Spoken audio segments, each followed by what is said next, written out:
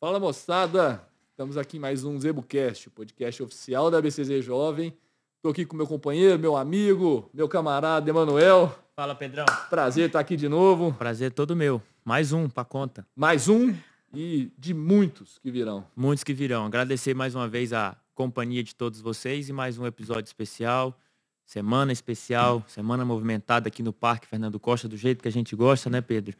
E mais um convidado especial, uma convidada muito especial. A doutora Valéria Guimarães, da Fazenda Balsas, do Tabapã Onda Verde. Obrigado pela sua presença, obrigado pelo tirar esse tempinho para conversar com a gente, para contar um pouco dessa história que a gente estava comentando aqui no início, bastante curiosa, né? A doutora em endocrinologia agora toca um projeto de sucesso na pecuária. Obrigado pela presença. Muito obrigada. Para mim é um privilégio estar aqui com vocês. Primeiro, porque você tem o nome do meu pai. E eu estou aqui por ele. Que bom. Segundo, você tem o nome do meu filho. Pronto. Então, é um privilégio estar entre vocês. Que bom. E terceiro, porque vocês fazem um projeto espetacular. Obrigado. Que visa a sucessão. E estimula e inspira tantos jovens a prosseguir nessa área. E eu sou um exemplo improvável da sucessão, mas virei sucessora. E como é que foi essa história? Muito bem, eu venho de uma família, obviamente, tradicional, sou a 4ª geração. E vocês sabem que lá atrás o homem era quem tocava a fazenda. A mulher era para ou usufruir, ou aproveitar, o irmão mais velho tocava, ir para a cidade, se casar bem e estudar. Se possível, ter uma profissão e ficar independente. Não foi diferente comigo. Eu fui estimulada a ir para a cidade, a estudar, me formei, fiz medicina, escolhi ser médica, me especializei, fiz residência em endocrinologia na USP, depois fui para Chicago, me super especializei em tireoide e depois, mais ainda, em câncer de tireoide, virei uma super especialista. Nesse meio tempo, tinha meu irmão, que era para ser o sucessor, mas Deus o levou precocemente. E minha mãe, então, foi ajudar meu pai na fazenda. Minha irmã havia se casado, ido para o Mato Grosso também, com as terras, mexer com gado por lá. Mas eles estavam num momento, era grande desejo do meu irmão, que o papai trouxesse os animais para a pista.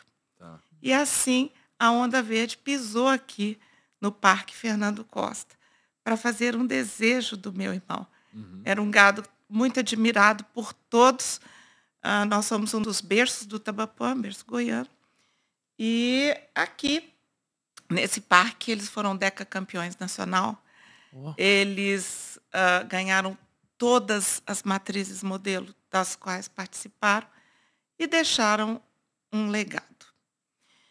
E, ao envelhecer, obviamente, já se afastaram das pistas, ficaram vendendo na fazenda, continuando isso na fazenda. E o meu pai, envelhecendo, começou, então, a querer chamar de volta para ajudar. E ele tinha essa frase maravilhosa que dizia o seguinte: minha filha, para de querer emagrecer o povo, porque é muito mais fácil engordar boi. E essa era uma frase muito linda dele, muito sedutora, mas ainda não era o meu momento. Eu estava no momento, vamos dizer assim, sem falsa modéstia, glorioso da minha carreira, alcançando títulos internacionais, muito consolidada na endocrinologia nacional, presidente da Sociedade Brasileira de Endocrinologia e Metabologia, reconhecida pelos meus pares, pelos meus pacientes. Cheguei a concorrer como a primeira candidata internacional para ocupar a vaga da presidência da Americana de Endocrinologia. Estava num momento muito bom. Não era para mim engordar boi ainda. E ele foi envelhecendo e eu falava para ele, pai, espera um pouquinho, eu vou te ajudar. Espera um pouquinho só. E esse foi o único planejamento estratégico que Deus não me concedeu cumprir. Tê-lo em vida. E eu sinto muita falta dele. Porque eu gostaria de ter aprendido com ele. Deus o levou. E aí eu senti uma voz. Algumas pessoas já falaram dessa voz, eu tenho essa voz. E ela começou a falar forte, forte, forte. E eu falei, comecei a olhar 120 anos de história. Eu falei, eu tenho que pegar isso aí. Só que eu não sabia nada. Eu estava retornando, então, à fazenda. Como aquela pessoa que vinha aqui nas exposições, pegar os troféus, sentar ali, tirar a foto. Sabia um pouquinho, voltava para o consultório. Meu pai sempre passou... o aniversário dele aqui era 1º de maio. E ele dizia que o nome dele era Trabalho. Ele sempre passou. Então, eu vinha passar os aniversários dele aqui. E aí, enquanto sucessora, falando de melhoramento, veio a pergunta, como é que eu posso fazer? Aí eu fui ler a história da minha família. E é por isso que é tão importante o trabalho que vocês fazem. De contar a história. Que eu não tivesse essa história escrita, eu não saberia nem a metade do que eu sei. Então, eu vou contar a história do que eu descobri. Então, nós estamos aqui em 3 livros aí no Museu da BCZ. E eu não sabia. E puxando um, fui puxando o outro, fui puxando o outro. E a nossa história, datada, registrada, obviamente ela antecede, mas ela data de 1903, muito antes até da BCZ, onde o Exército Brasileiro chegava nas fazendas e contava o gado, né, porque já era o imposto, né? E descrevia também. E o Exército Brasileiro descrevia uma vacada de uma carcaça espetacular, moxa. Aí eu fui puxando, como é que essa vacada moxa chegou lá e etc. Então, a história é a seguinte. Meu bisavô, ele era um grande comerciante, mas boiadeiro, de comitiva. E ele vinha do Nordeste, comprando gado que chegava de fora, Salvador, e vinha trazendo toda essa boiada e trocando esse comércio, né? No meio do caminho, Moares e etc. e tal. E eram muitos animais, 2.000 animais, etc. Ele vinha trazendo.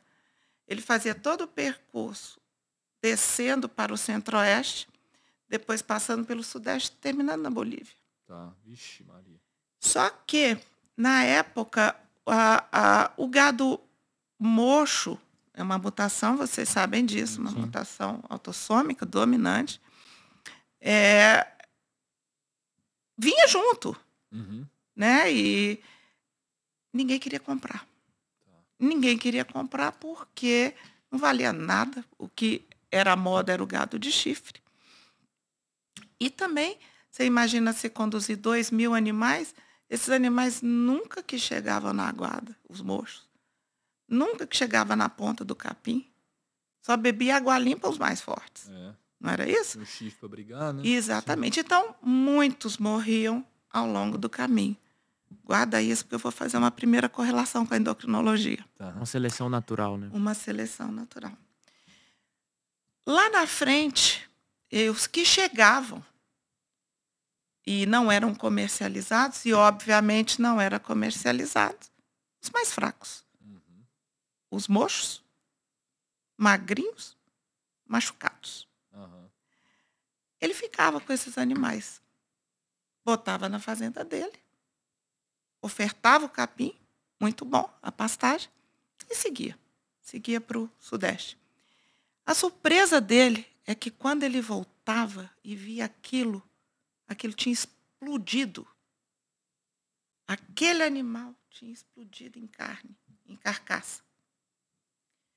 E ele vendia a carne. Então, ele começou a enxergar disso um grande negócio. Esses animais aqui têm alguma coisa. Eles são os CAR negativos.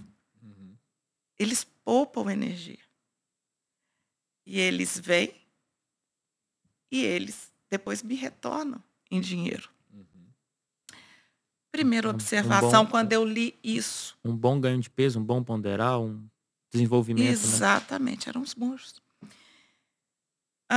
Na endocrinologia, nós sabemos que um prematuro, ele precisa sobreviver. E ele vai ficar num ambiente completamente adverso à sua saúde. Cheio de tubos, tendo que lutar com bactérias multiresistentes, com uma nutrição que não é a que ele deveria estar recebendo. E se ele sobrevive, nós endocrinologistas sempre falamos com a mãe. Tenha muita atenção com a sua criança, porque ele pode ser um futuro obeso. Eu sou prematuro, hein? Então, a gente fala que a mãe de um prematuro tem que promover muita alimentação saudável e muita atividade física. Porque a criança prematura chupa um picolé e o coleguinha chupa outro, esse engorda. E o outro. Que teoria é essa? É a teoria do Thrifty Genes, teoria da sobrevivência. Você aciona e seleciona, através da epigenética, que depois a gente pode falar, mecanismos pelos quais os genes poupadores de energia são acionados. E você expressa isso de uma tal maneira, em maior quantidade de genes, e em maior quantidade, que você é transgeracional. Você consegue passar a 3, 4 gerações com esse fenômeno. Então, essa era a primeira observação. Então, ele começou a fazer essa seleção. Vamos voltar para trás. Falei, será que ele selecionou esse tipo de gado? Por acaso, obviamente, mas aí começou a ver, opa, peraí. Uma segunda seleção que ele fazia era uma seleção muito curiosa, era pela passada do animal. Isso está descrito. Ele via que o animal que corria na frente, ele não aguentava no fim do caminho. Ao passo que aquele animal que vinha com passada, era aquele que dava conta. Então, havia uma seleção da atividade física também daquele animal. Aquele animal mais adrenérgico, mais afoito, ele ia perder peso. Ele não ia chegar no destino final do que o animal que seguia. Então, várias coisas eu aprendi nos livros e fui tentando fazer essa correlação. E eles foram, então, ele ganhou muito dinheiro fazendo isso. Ele fez a primeira hidrelétrica dentro da fazenda dele. Em 1900, lá vai Bolinha. Ele pegou o primeiro telefone, o primeiro carro de Goiás, etc. Com isso, com essa observação. Em 1929, ele leva esse rebanho mocho, completamente atípico do que havia à época, para a primeira exposição agropecuária de Goiás, que era na cidade de Goiás Velho, com um tio do Ronaldo Caiado. E esse gado, então, é um sucesso. Imagina, você não tem nem estrada para levar. Isso que eu acho o máximo, entendeu? Isso é uma das coisas que a voz me fala. Para de achar que é difícil. Difícil era aquilo lá. Não tinha estrada. Para ir de Brasília, pensa bem, de Brasília para Goiânia, você levava, assim, 20 dias. Nossa. Sobe morro, desce morro, dorme ao relento. Para mostrar. Para mostrar, gente, para os pares, olha aqui que coisa diferente que eu estou fazendo. Né? E isso foi de tanta relevância que apareceu em 4 periódicos à época, um gado mocho. E daí aparece, então, o mocho goiano, o mocho nacional. E aí a gente fica especialista em mocho. E aí aparece também, eles começam a selecionar um gado que depois tem toda essa história que depois cruza o Goiás, vai para Minas, chega em Itabapuã, né? A família Hortenblad registra essa história muito bonita, porque meu avô, aí já está no meu avô com meu pai, eles estão indo a Barretos para o primeiro frigorífico Anglo, imagina, onde que a gente matava Ia de Goiás para Barretos, em comitiva. Então, eu sou bisneta de boiadeiros, neta e filha de boiadeiro raiz, que fazia essa comitiva. Mas eles estão passando e estão vendo um gado igual ao deles, absolutamente igual ao deles. Não tinha celular, né? Ninguém se comunicar. E quando eles perguntam de que fazenda é isso, e quando eles se encontram, há um grande abraço. Eles estavam ali, são 3 berços, a raça Tabapão, o berço baiano, o berço goiano. E esse é o encontro do berço paulista com o berço goiano. E a família Ortemblade, então, tem o mérito do registro da raça por conta, mas a gente acredita que, inclusive, o primeiro animal veio lá da gente, lá do Goiásão. Mas essa é outra história. Mas, enfim, aí, estudando isso aqui, eu comecei a achar coisas muito interessantes. Então, mas ainda não estava decidido que eu iria dar a sucessão. Eu estava num congresso, então nós estávamos na época do inventário. Sei. E eu estava num congresso mundial de câncer de tireoide em Roma. E eu falei para meu marido, que também é médico, somos uma família de médicos, eu, meu marido, meus 3 filhos. Falei assim, a gente é médico, a gente precisa se informar. Não dá para ir para o oba-oba aí dos outros. Era uma época que a pecuária estava no ciclo de baixa. A agricultura abrindo. Então, obviamente, o que mais fácil para a gente fazer era arrendar. Isso. Estava na vida boa, tranquila, etc. Verdade. Mas eu tinha um negócio incomodando, uma coisa assim, incomodando, que eu tinha que saber mais. E eu abri, no intervalo da palestra, coloquei assim, pecuária moderna, pecuária de precisão. Foi assim, coloquei no Google. E me aparece um evento que parece que tinha sido desenhado para mim. Esse evento era um evento da Nutripura, em Rondonópolis. Nunca tinha ido para lá. Mas esse evento era um evento que falava de sucessão familiar, era um evento que falava de pecuária moderna, perspectivas da pecuária para a próxima década, era um evento que falava de nutrição animal, de manejo rotacionado, falava o que eu precisava me aculturar. E assim a gente fez. Compramos uma passagem, largamos a mala em Brasília e fomos direto para Rondonópolis. Sentamos na primeira fileira, nós temos essa foto, porque a gente estava no jardim da infância da informação. Apesar de extremamente sofisticados na medicina, a gente não sabia nem por onde começar. E ouvimos muita coisa bacana, etc. E tal, e fomos comer um churrasquinho no fim do dia. E eu não conhecia ninguém, meu marido, ninguém conhecia a gente. Cidade desconhecida, e de repente aparece, eu chamo ele de anjo, de olhinho puxado, e pergunta, quem são vocês? Aí ele havia dado uma palestra, mas tampouco sabia quem era aquela pessoa naquele universo. E eu falei, pois é, seu Chiro, vi a sua palestra, coisa e tal. A gente está aqui para saber se a gente deve continuar ou não deve continuar na pecuária. O que é que o senhor acha?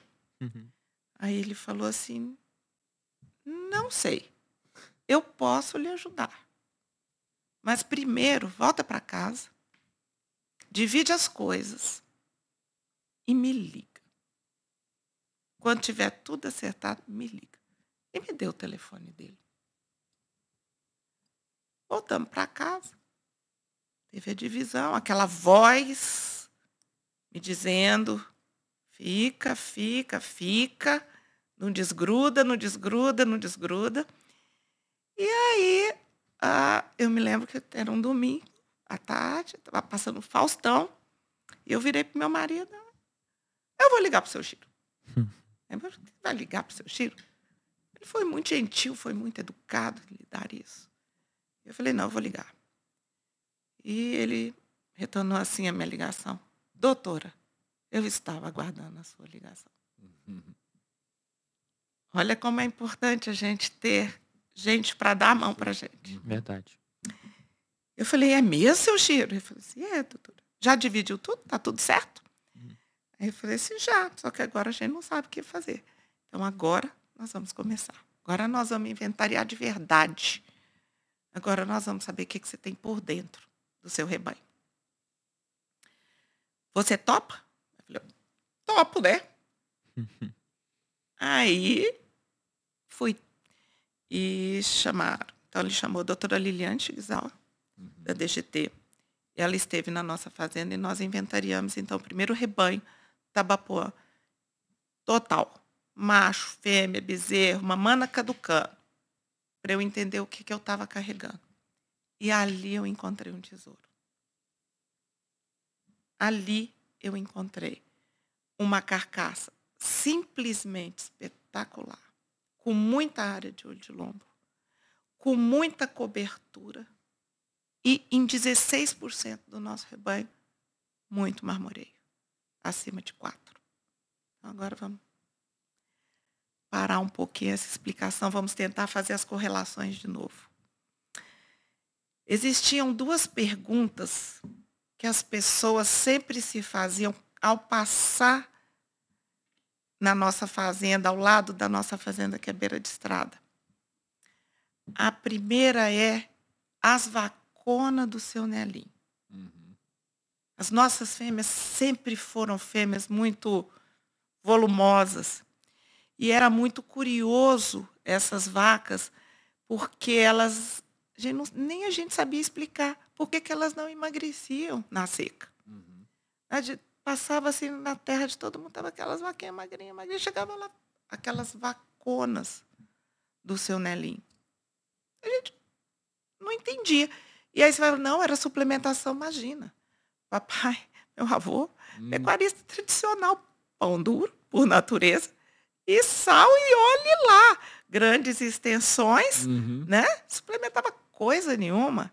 Era uma seleção que já vinha sendo feita para aquilo, para não se perder durante a seca, para reproduzir durante a seca e para ter boa habilidade materna durante a seca.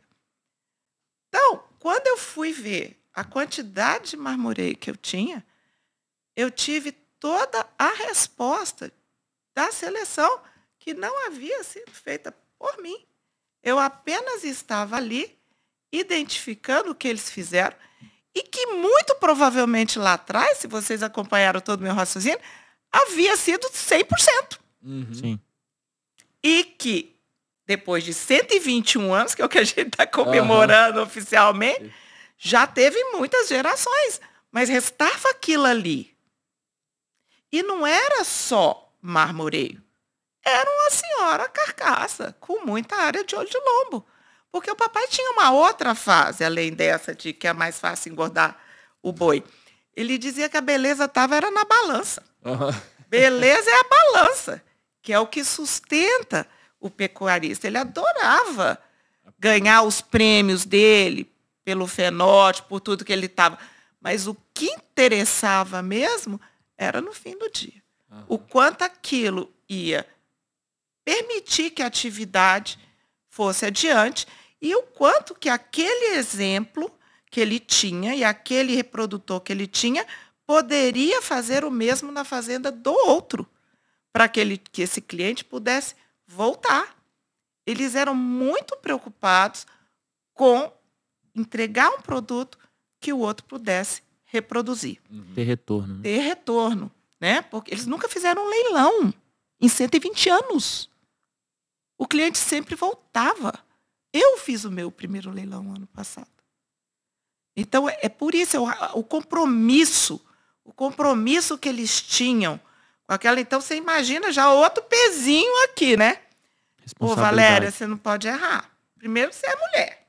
Primeiro, já não era para estar aqui. E ainda carrega esse nome, essa tradição toda. Então, o que eu fiz?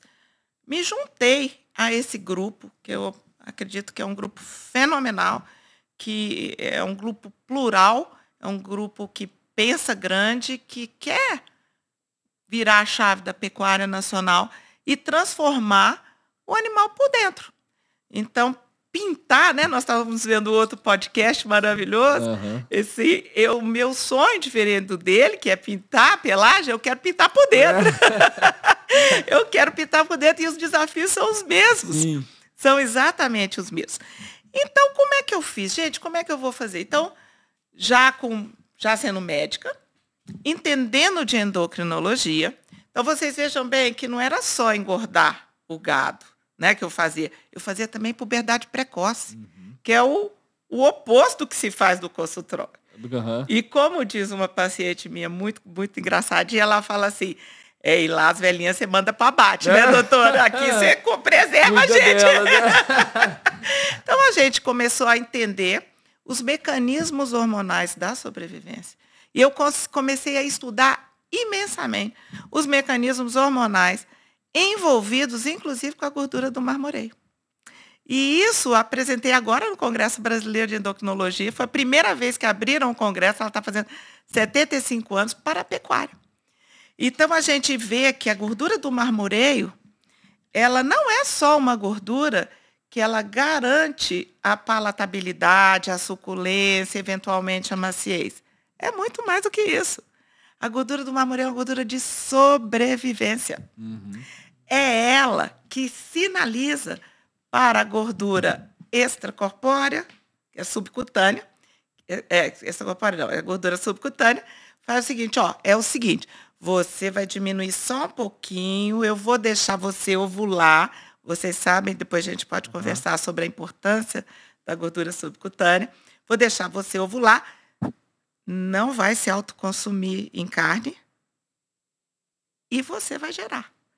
Quem não tem esse gene é exatamente aquele que se autoconsome, consome toda a gordura subcutânea, depois consome a carne também, e aí fica na carne e osso. E se o ambiente for muito restrito, ele vem a morrer. Né? Então, existem mecanismos muito curiosos, genéticos, envolvidos nessa gordura. Tem 2 tipos de genes envolvidos nesse tipo de gordura. É uma gordura muito diferente, porque ela é monoinsaturada, ela derrete. Então, em mais de 50% ou 60% da composição dela, ela é igual à gordura que a gente vê no atum, no salmão. É uma gordura boa, né? E um outro pouquinho, ela tem um pouco de saturação, sim. Mas é uma gordura que sinaliza coisas. É uma gordura mandona e que comanda um monte de coisa. E esses genes, eles foram printados lá atrás, por causa de mecanismos epigenéticos da sobrevivência. Os mesmos genes que nos fizeram sobreviver há 5.000 anos atrás, quando o ser humano tinha que matar o animal para comer, basicamente ruminar durante o inverno todo, não existia agricultura para a gente poder sobreviver. É por isso que é tão difícil emagrecer o povo. A gente aciona genes poupadores toda vez que a gente tiver em um ambiente adverso. Toda vez que você forçar um jejum, muito intenso, toda vez que você passar uma dificuldade, esses genes poupadores... O corpo liga um sinalzinho de alerta. Falou, opa! Estão gravados em você. São transgeracionais. Né? Então, esse é a história do marmoreio. E essa gordura do marmoreio também a gente começou a estudá-la. Né? Que é aquela gordura que a gente brinca que faz a hora que você coloca na grelha. Aquele barulhinho bom, aquele barulhinho gostoso. Ali tem uma porção de coisas boas, né? Ali tem todas as vitaminas lipossolúveis, a vitamina A, que é excelente para a visão, a vitamina D para o metabolismo ósseo, a vitamina K para coagulação, a vitamina E para processos displásicos da mulher. Então, é tão saudável aquilo, entendeu? É tão bom e é tão importante essa gordura que as pessoas não precisam ter medo dela. A gordura subcutânea, que é aquela que vem abaixo da pele, abaixo do couro, é outra gordura muito interessante. É uma gordura muito bacana em termos de endocrinologia animal, né? Não vou nem dizer só do humano. Aquela se você for, isso acontece no humano e acontece no bovino também, mas eu vou dar um exemplo do humano primeiro. Se você for em qualquer museu de antropologia no mundo, qualquer um, você verá que as tribos indígenas, todas as deusas de fertilidade, são cadeirudas. Uhum. E por quê? Porque naquela gordura subcutânea, cadeiruda, que hoje as mulheres até lutam contra o culote, né? Tem uma enzima chamada aromatase, que faz a conversão hormonal e estrogeniza mais a fêmea e propicia uma melhor ovulação. Então, trazendo isso para o bovino, quem tem uma EGS aumentada, e a gente consegue ver isso através da ultrassonografia de carcaça, que eu acho que depois eu vou conversar sobre isso, o que é que isso me trouxe, você vê se ela está entrando em puberdade precoce, se ela já pode ser acasalada, ou se ela só tem isso e não tem marmoreio. Tá. Né? Então, você consegue enxergar muita coisa por dentro do animal. Então, essa é a EGS, a função, só que essa é uma gordura um pouco mais saturada. E quem não pode usar uma gordura saturada, ela pode ser excluída. E a outra não tem grandes problemas. Mesmo, e depois eu quero comentar sobre isso, mesmo porque a gordura e a carne vermelha hoje, em epidemiologia nutricional, a epidemiologia nutricional está sob júdice. Hoje nós sabemos que todos os trabalhos publicados até agora, fazendo uma correlação entre ingesta de carne vermelha e mortalidade, quer seja por doença cardiovascular, quer seja por câncer, estão sendo questionáveis. Existe um trabalho que acabou de sair, agora em fevereiro de 2024, chamado Grilling the Data, grelhando os dados. Ou seja, havia uma tortura de dados para que aquele...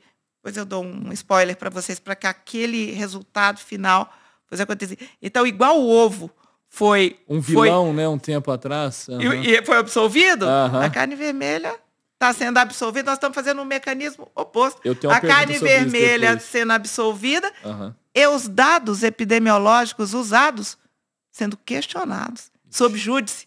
Quem está no tribunal agora é um outro pessoal. Então, mas vamos voltar lá para o nosso EGS. E a área de olho de lombo, que é quem faz carne, porque o que interessa para nós é fazer carne. Nós somos um país vocacionado a fazer carne.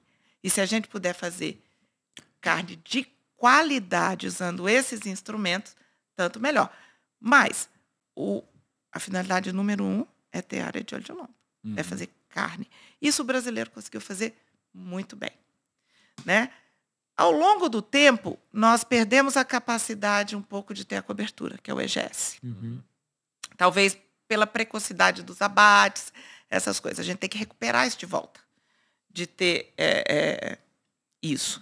E, por fim, a gente está descobrindo, e a gente está descobrindo em todas as raças, que o zebu marmoriza.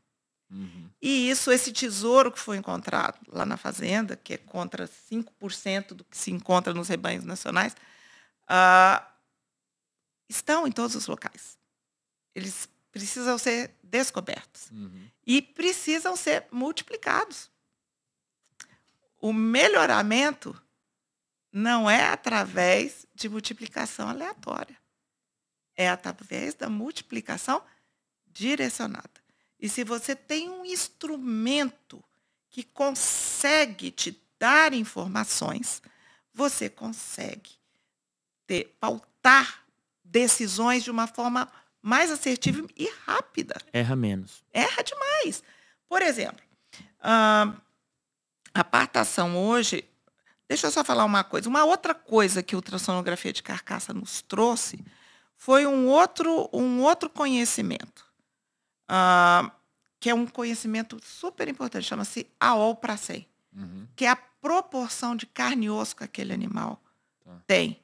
Eu estava vendo o outro colega falar aqui antes de mim, na pista, nos critérios de julgamento, o nosso sonho é que esses índices todos vem aqui, vem para cá, que você veja um animal de fenótipo belo, como deve ser, com todas as características espetaculares, mas que também o juiz receba aqui. Então, a pelagem por dentro é que vai definir quem é que vai ganhar. Sim. Quem tem mais carne, quem tem uma cobertura maravilhosa e, obviamente, se tiver o marmoreio, tanto melhor. Mas tem esse índice chamado AO/100, que é o seguinte: por que às vezes a gente vê um animal que não dá tanto receita, que é grande, um animal de 700 quilos aqui e o outro de 700 quilos aqui? Absolutamente ossudo. Osso grande. Muito osso, pouca carne. Aí vai brigar com o frigorífico, que o rendimento da desossa não é bom. Sim. E um outro também, desse lado aqui, com muita gordura subcutânea, não tem carne. Então, se você...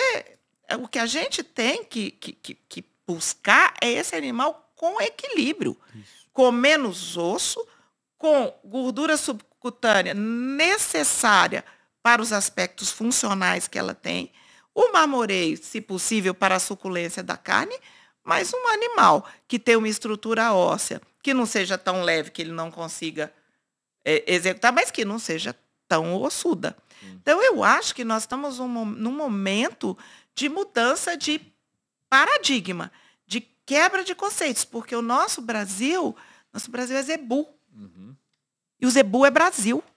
Se o zebu melhora, ele leva toda uma cadeia de produção junto dele. Sim. Melhora o PIB. Verdade. Nos coloca num outro patamar.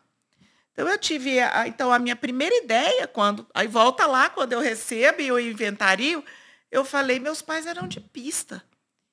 Como que eu posso fazer uma coisa diferente, honrando toda a história do bisavô, que olhou o mocho, etc. Eu vou levar para a pista os animais com essas características. Então, eu fui a primeira, tenho essa alegria de trazer aqui. Ninguém entendia o que eu estava trazendo.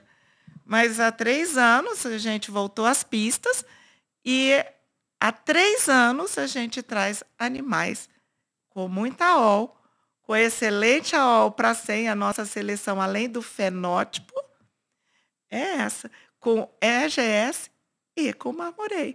Este ano, nós trouxemos um bezerro que fez 8 meses aqui, ele já tinha 3,3 de marmoreio. Então, nós ganhamos o campeonato frigorífico. E eu falei para o senhor, isso é porque o senhor não viu por dentro o que ele tem. Com o touro nosso.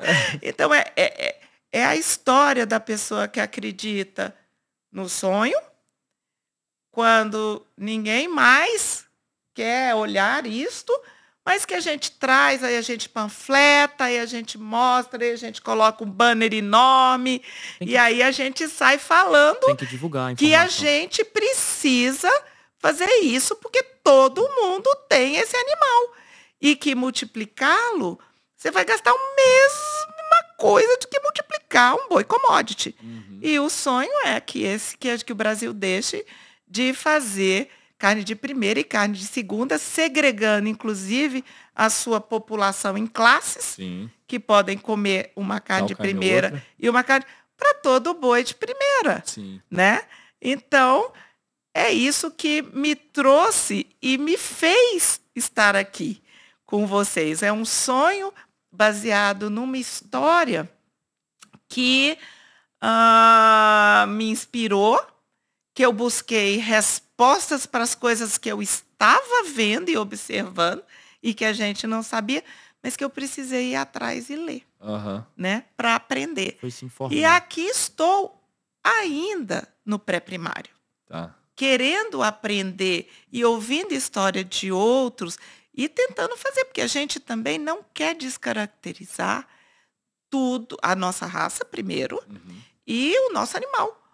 O gado da onda verde, ele é diferente quando ele chega, as pessoas reconhecem, né?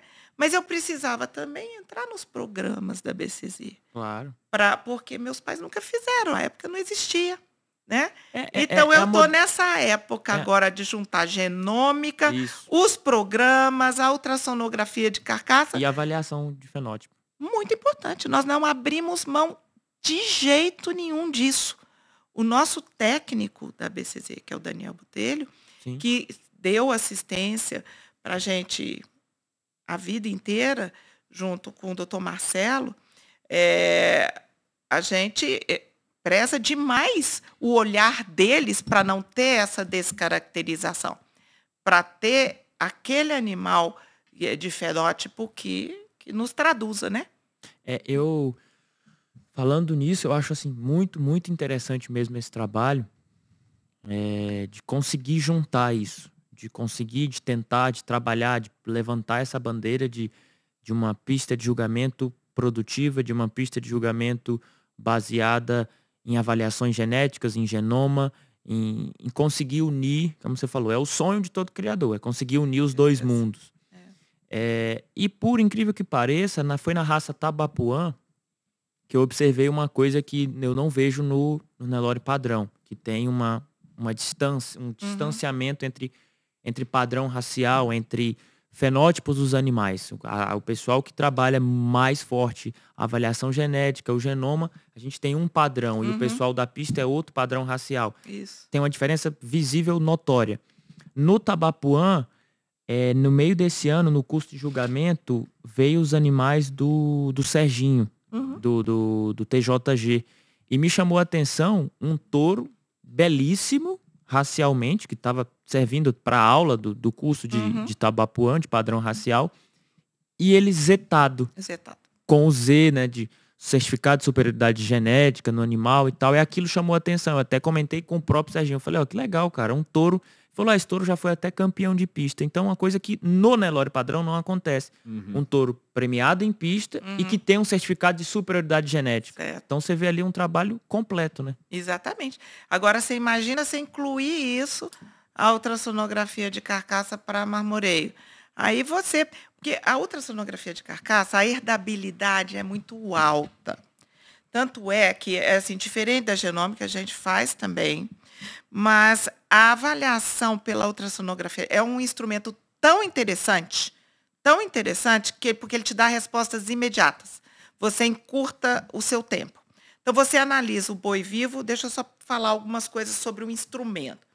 Vou citar o exemplo da Mata Velha, da Expoinel de 2019, do Fernando, que vocês já entrevistaram, inclusive, Fernando Barros. A Mata Velha fez um experimento de correlação entre o que havia sido visto na ultrassonografia de carcaça e o que tinha acontecido no abate técnico deles, de 20 animais.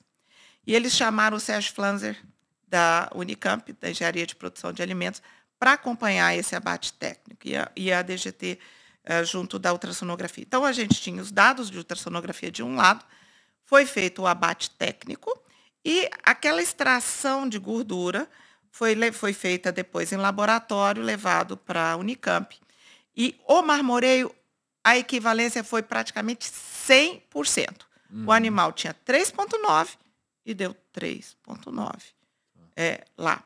E os outros índices, AOL, área de olho de lombo, e EGS, foi de 95%. Então, o erro entre o animal vivo e o animal morto é muito pequeno. Isso dá para o criador um instrumento. Um instrumento, porque você sabe que você está entregando para o frigorífico. E isso também respondia uma outra pergunta. A gente achava que a gente era super simpático, que os frigoríficos adoravam a gente. Não. Eles sabiam o que a gente estava entregando. Só que o animal estava morto e o dinheiro estava entrando já em outro bolso. De uma certa vez, eu fui acompanhar um abate, queria trazer 2 picanhas para casa, não consegui. Ele falou, não, essas carcaças estão sendo vendidas, olha ali embaixo. Ó. O sujeito está ali esperando elas.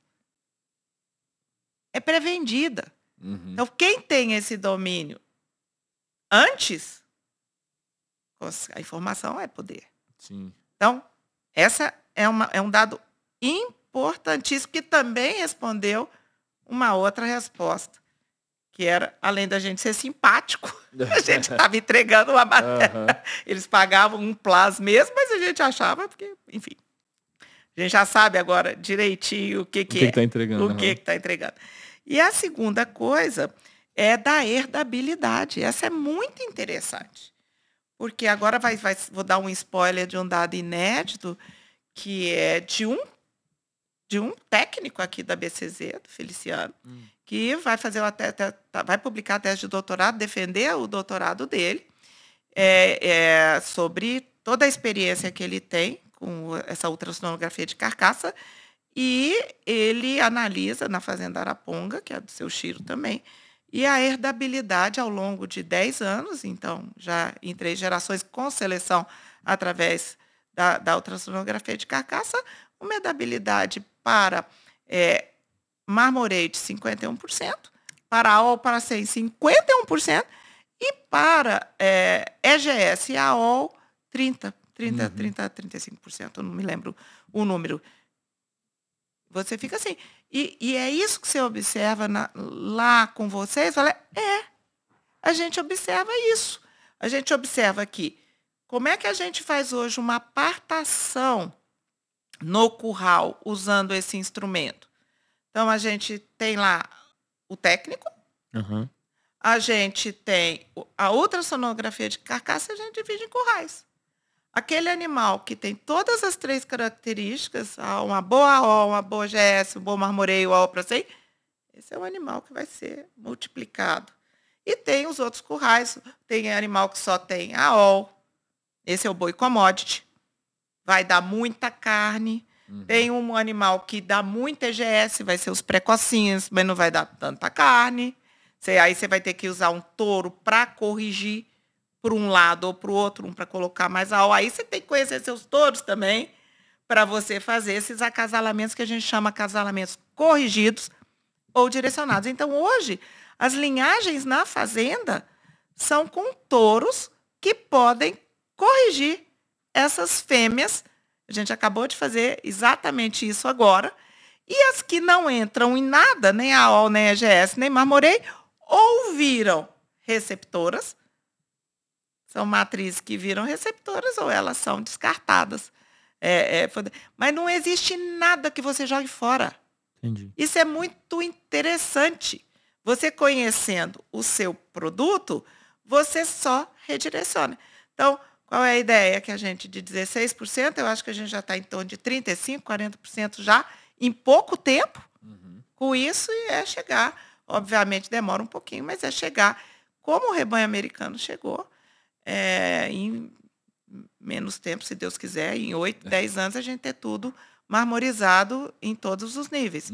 É importante dizer que o rebanho americano, 20 anos atrás, era igual ao rebanho brasileiro. E em 20 anos eles transformaram, eles tinham muito pouca, eles tinham, vamos dizer, 20% de marmoreio e 80% de desequilíbrio. Hoje eles têm o inverso. Eles têm mais de 80% de tudo equilibrado e muito pouco. E o rebanho, para mim, mais curioso, se vocês tiverem alguma curiosidade em ver, é o rebanho sul-coreano. O rebanho sul-coreano foram 10 anos. Foi a transformação. E é muito interessante. Então, assim, é possível?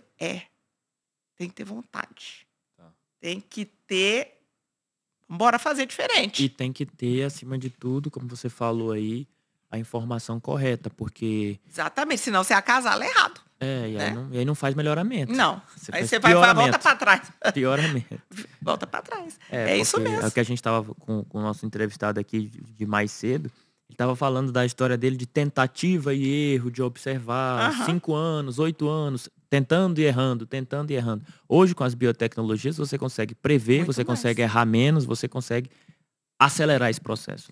E eu acho que isso, essa geração de vocês, a dos meus filhos, Deus quiser, lá atrás, vocês são ávidos por isso.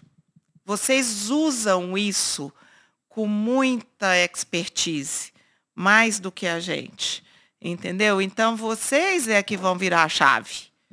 Vocês é que são os responsáveis por trazer tudo isso e falar, gente, é assim. Porque o pesquisador e a pessoa, quando ela envelhece, Isso é muito comum em todas as áreas, não é só na pecuária, não. Tá. A gente arraiga no conceito. Uhum. E a gente não quer deixar o conceito ir. Uhum. A gente arraiga no que a gente acredita e a gente fica ali. Tá. Porque é muito desconfortável quebrar o conhecimento adquirido. Entendeu? Mas é muito importante também, a ciência só evolui assim, quebrando os paradigmas. Era assim, a gente acreditou que era assim, mas agora... Tem como evoluir. Vai para frente. E isso vocês jovens são experts em quebrar e mostrar para a gente que tem que ser diferente. Obrigado. E é importante... Pode não, vai, já vai. Não, é só um comentário. É importante a gente falar disso e fazer um chamamento realmente para os jovens tomarem a frente dessas coisas, desses negócios, quem está querendo entrar na pecuária, na agricultura, no agro de uma forma geral, ir atrás dessas novas tecnologias, se informar, estudar de verdade, se aprofundar e tocar, porque é um ponto muito importante que você falou, questão de carne saudável, questão de segurança alimentar, questão de meio ambiente, questão de... Então, isso a nossa juventude tem que vestir essa bandeira, que é a bandeira do nosso país, né? Top. Você falou um negócio importantíssimo. Ontem comemorou-se o Dia Mundial do Alimento. Uhum. A ONU, junto com a FAO, tem vários statements, várias posições falando de segurança alimentar. Segurança alimentar com sustentabilidade, segurança alimentar em todos os... Segurança alimentar significa dar alimento. Não é tirar alimento das pessoas. Uhum. E isso o nosso país é vocacionado a fazer. E a gente tem como fazer, a gente não passa vergonha em canto nenhum desse mundo. Entendeu? Toda vez que um jovem pesquisador, um jovem vai para o exterior, ele é elogiado. Isso na medicina é direto. Onde é que você aprendeu isso? Uhum. A gente faz bonito. Eu imagino que também na veterinária e na agronomia é igual. Por isso que nossos talentos são tão roubados, que às vezes não são absorvidos aqui. A gente sabe fazer e a gente faz muito bem. Então, garantir segurança alimentar. E o que é garantir segurança alimentar? Você veja que a pecuária hoje indo para o morro, de volta, né? Ela, inclusive, ocupa uma função social de um lugar para deixar alimento para o outro lugar, que é a integração, né, da lavoura e pecuária. Isso nós conseguimos fazer brilhantemente. Fazer a coisa ser sustentável, fazer a coisa mais encurtada, num curto período e espaço de tempo, mais alimento, eu enxergo um futuro brilhante, espetacular para o nosso país, desde que a gente faça isso, porque se a gente continuar fazendo a mesma coisa, nós continuaremos recebendo os mesmos dólares commodities, né? Vendendo as mesmas coisas, arraigados nos mesmos conceitos, e os outros países tirando a diferença do que a gente... Lucrando em cima, né? A gente precisa lucrando em cima. Conseguir agregar valor. Além disso, acho que... Quem foi que falou pra gente que segurança alimentar, além de tudo, é paz, né? Você gera paz no mundo. Totalmente. Se você não comer... Ter a projeção de crescimento populacional aí e de consumo de alimento, né? Que daqui a um tempo não vai... Jona da Man. Foi? É dito que os países comunistas só acalmam sua população se oferecerem comida. Alimento. E é muito legal ver aqui que você, com todo o seu conhecimento, com o seu estudo que você teve ao longo da vida, você chegou talvez no mesmo ponto que seu bisavô lá atrás, pela simplicidade, pela rusticidade dele, teve ao longo das caminhadas, no olho, na vivência. Sim. Mas vocês convergiram para o mesmo ponto. Ele não tinha as ferramentas, talvez, que você teve hoje. Eu acho esses caras, gente, eu coloco eles num pedestal. Eu coloco meu pai num pedestal. Eu acho que eles tinham esse olho espetacular, que eles enxergavam por dentro, que a gente hoje precisa de tecnologia. E essa gana, né? Essa gana, esse olhar, essa observação, essa coisa. Eu aplaudo muitas vezes, né? Entendeu? Nós somos conhecidos pela Onda Verde, mas não sei se vocês separaram. O nome é Balsas. E por quê? Porque o nome antes de vir para as pistas era Balsas, porque tem um rio enorme lá que atravessa a nossa fazenda. E eu atravessei essa Balsas. Era uma balsa, rodava a balsa, entendeu? Não tinha celular, não tinha trator, gente. Nossa Senhora. Não tinha energia elétrica. E aqueles caras, era tudo nas costas, no carro de boi, na Balsas. Meu pai que levou a ponte. Então, toda vez que eu atravesso aquele rio, eu enxergo eles. No sofrimento lá atrás, eu né? enxergo eles. E é bonito você dando sequência a esse trabalho. Hoje, claro, com bem mais facilidade, mas Muito mais, honrando o que eles fizeram lá atrás. Certeza, aplaudindo eles estão lá de eles. cima te olhando e falando, graças a Deus ela voltou, ela tá aqui com a gente. Eu acho que é por aí, porque é cada chamado lá que eu tenho, que eu vou te falar que eu não sei, é por aqui mesmo que eu tenho que ir. Cada puxão de eu falo,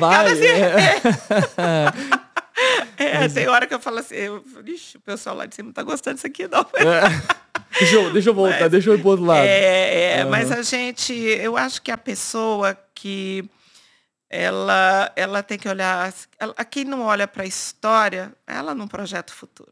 Tem uma frase ela famosa, não consegue se consolidar nem no presente. Isso. E bobo de quem se achar, viu? Bobo desse... Ai, entendeu? Tem até dó, porque na verdade alguém fez antes. Aqui quem não estuda história tá fadado a errar no futuro, né? Muito. Muito. Napoleão, o Hitler, se tivesse estudado a história de Napoleão, não tinha morrido na Rússia, né? No inverno ali também. É isso mesmo. Então nós estamos aí construindo o nosso pedacinho, a gente brinca que a gente é o primeiro capítulo do 4º volume. Estamos muito no início, a gente não sabe se a gente vai acertar. A gente não sabe se esse é o caminho. Certamente vamos errar em um bocado de coisas que a gente está fazendo e acredita.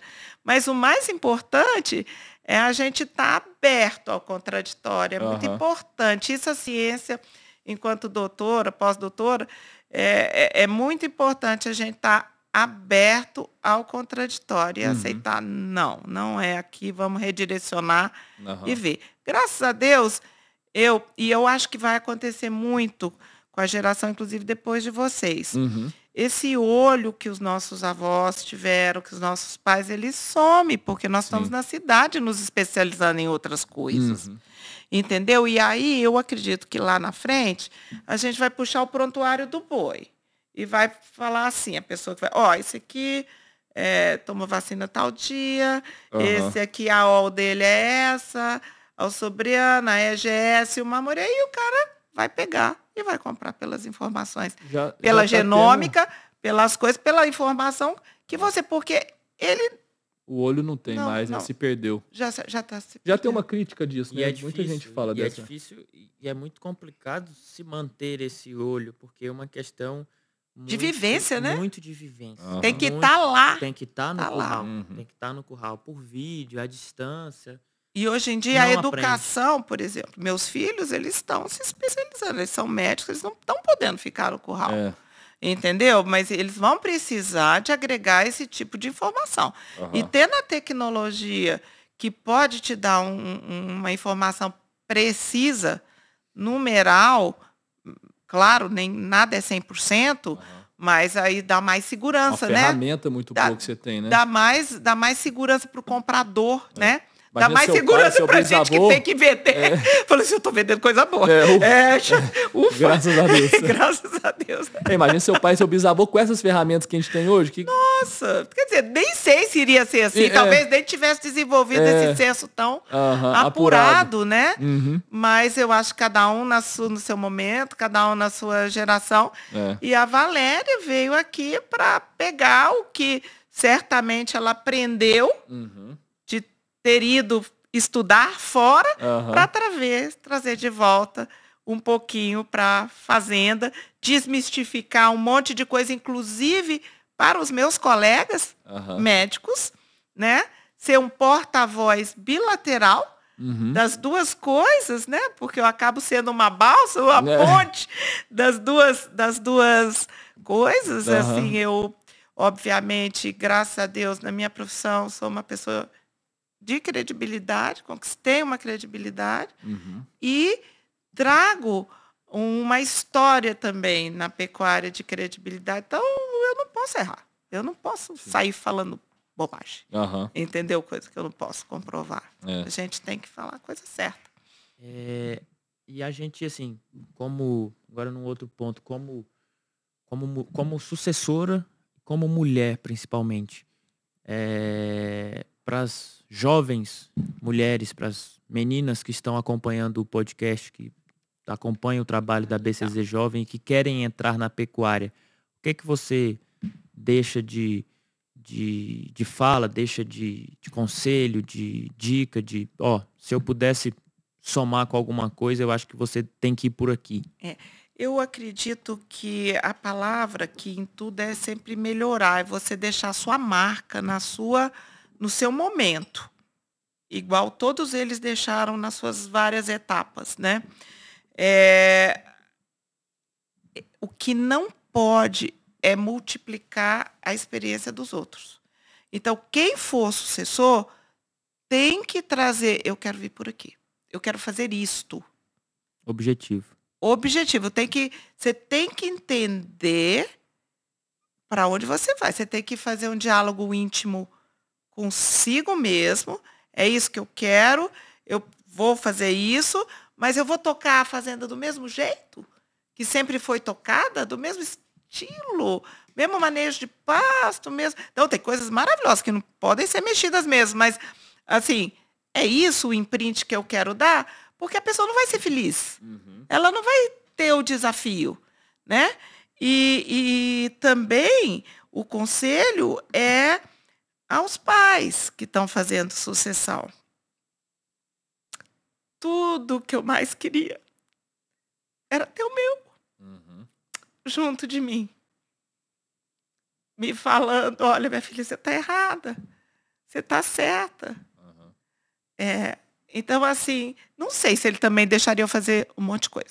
Que ele, não sei. Isso, Deus lá em cima sabe, mas eu não sei. Mas eu sei que eu morro de saudade dele aqui na pista. Que eu adoraria que ele estivesse me falando, tá certa, tá errada. Errou, hein? Bora melhorar isso, entendeu? Eu acho. Ou parabéns, né? Ou parabéns, tá tudo certo. Então, assim, quem tem o pai, a mãe, o sucessor junto, gente, acasala. Gruda um no outro. E soma. Entenda que o filho precisa deixar também sua marca. Tem que... E filho, entenda quão importante é a opinião do seu pai. Valorize, né? Quem tem, valorize. Quem tem, valorize. Que isso? Imagina, fica à vontade. Tem uma água aí. Isso é muito importante, né, Pedro? Nós dois, que graças a Deus a gente tem o nosso, tem que aproveitar, tem que valorizar, tem que aprender, tem que respeitar.